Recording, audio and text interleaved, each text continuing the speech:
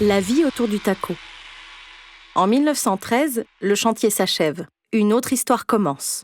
Que voyait donc passer le viaduc des Rochers Noirs lorsque le Taco le franchissait chaque jour ?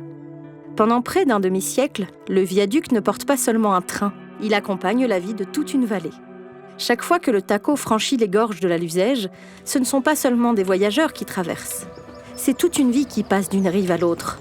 Les jours de marché ou de foire, les voitures sont bondées. On y monte avec des paniers, des ballots, des colis, du courrier, des marchandises et des bestiaux destinés aux foires. Le viaduc voit passer autant les habitants que ceux qui font vivre leur territoire. Les jours de foire, il fallait parfois jouer des coudes pour monter. Entre les paniers, les bêtes et les voisins, on finissait toujours par trouver une place. Le Taco relie les villages. Il permet d'aller au marché, de retrouver sa famille, de vendre une récolte, d'aller à l'école ou simplement de rejoindre le bourg voisin. Les trajets restent longs, mais ils deviennent des moments de rencontre.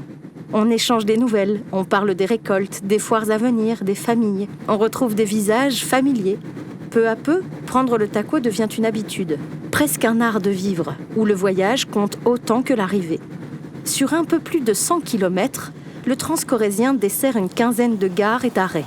Certaines sont de simples haltes, d'autres, comme la Plo, sont des gares de première classe avec une salle d'attente. Toutes deviennent des lieux où l'on attend un proche, un colis, ou simplement le passage du Taco. Autour des gares, les villages s'animent, les cafés accueillent les voyageurs. On s'y retrouve avant le départ ou après l'arrivée du train. On échange les nouvelles. Le passage du Taco fait vivre les auberges, les commerces et les marchés. Une 60aine de personnes travaillent directement pour le Transcorrézien, tandis que de nombreux cafetiers, commerçants et artisans vivent eux aussi de cette activité qui rythme la vallée. Dans les gares, on pouvait s'arrêter boire un verre ou danser une bourrée. Le train faisait voyager les gens, mais il faisait aussi vivre les villages.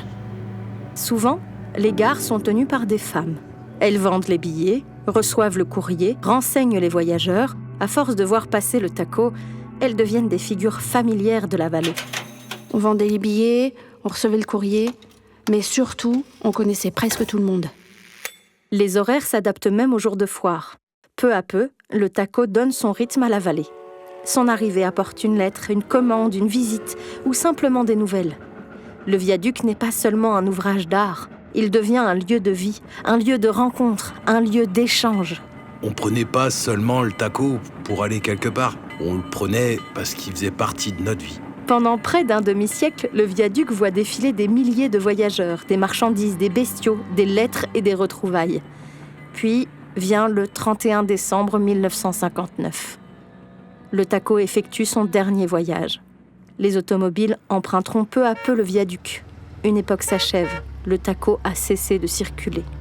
Mais les histoires qu'il a fait naître, les habitudes qu'il a créées et les liens qu'il a tissés entre les habitants ne se sont jamais vraiment arrêtés. Il continue de transmettre, génération après génération. Aujourd'hui, le viaduc se réinvente pour devenir un itinéraire emblématique dédié aux mobilités douces.